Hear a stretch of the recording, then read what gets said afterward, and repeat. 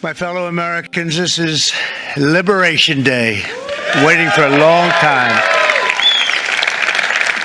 April 2nd, 2025 will forever be remembered as the day American industry was reborn, the day America's destiny was reclaimed, and the day that we began to make America wealthy again. We're going to make it wealthy, good and wealthy.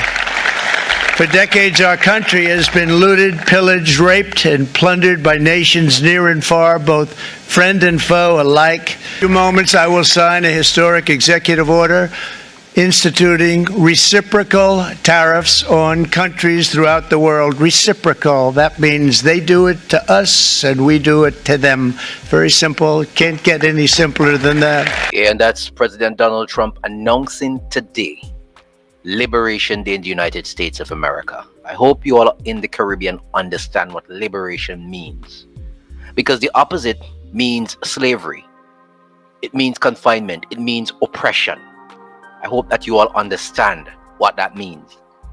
Uncle Sam is not your friends. And we've been talking about this for a very, very long time. Trade within the region as a bloc. But everybody wants to be a plantation owner, so that is not happening. And so today, Trump decided, well, why not slam on you all? So he hit 6 Caribbean nations with a 10% tariff. Do you know what that means? Well, I'm not going to go over that. Let's go to the article. US President Donald Trump has announced a 10% tariff on Jamaican exports to the American market. That's right. So according to Mr. Trump, the tariff is in relation for a 10% tariff now charged by Jamaica on US imports. The tariff means American consumers are likely to see an increase in the price of Jamaican goods sold on the US market. St. Lucia, Trinidad and Tobago, Grenada, St. Kitts, and Antigua are among Caribbean countries that will also see a 10% tariff applied to their exports. Nearly 60 countries across the world have been hit with tariffs ranging from 10% to as high as 49%. China, countries in the European Union, Taiwan, Vietnam are among, of course, the hardest hit. It's one of the most sweeping imposition of tariffs in U.S. history. Trump said tariffs are aimed at protecting American markets from unfair global trade practices, and he's projecting a resurgence in American manufacturing as a result of the sweeping tariffs.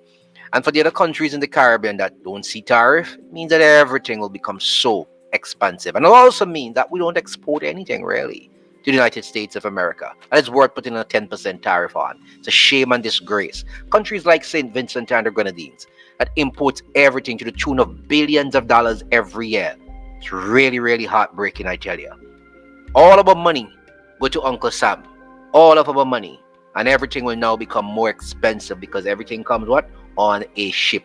You know, I heard Mia Mottley today talking about how it's so bad she had to write to President Trump them to take the levy off of CARICOM countries because we are importing vegetables from Florida. Could you imagine that?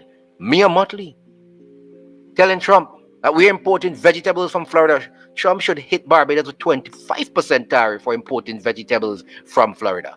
We have a whole Caribbean. All these islands can grow vegetables. But yet we're importing vegetables from Florida.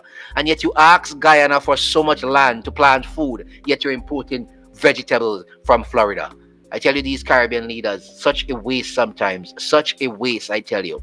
However, it's Liberation Day for the United States of America and Oppression Day for the Caribbean countries that have been hit with the 10% tariff. Each country has the right to do what they think is necessary, you know, for their own good. So you can't blame the Americans if they wish to do that. But this is their Liberation Day. I hope that in the Caribbean, that we'll all know to grow our own food, because 2025 was the deadline. But then we've moved it now to 2030 because up to now, we can't grow our own food. Guyana gave land for Caribbean countries to come and plant food. Where is the food?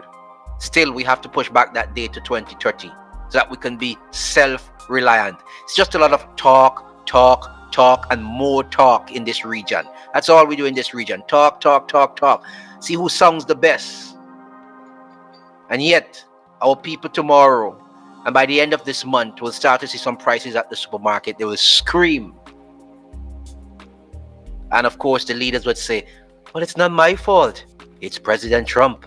It's not my fault. It's President Trump's fault. No, it's your damn fault. Because you all should have been doing better by now. 2025 was the date. But no, it's gone back to 2030 for us to be self-reliant. Imagine so much land, so much wastage in these Caribbean islands.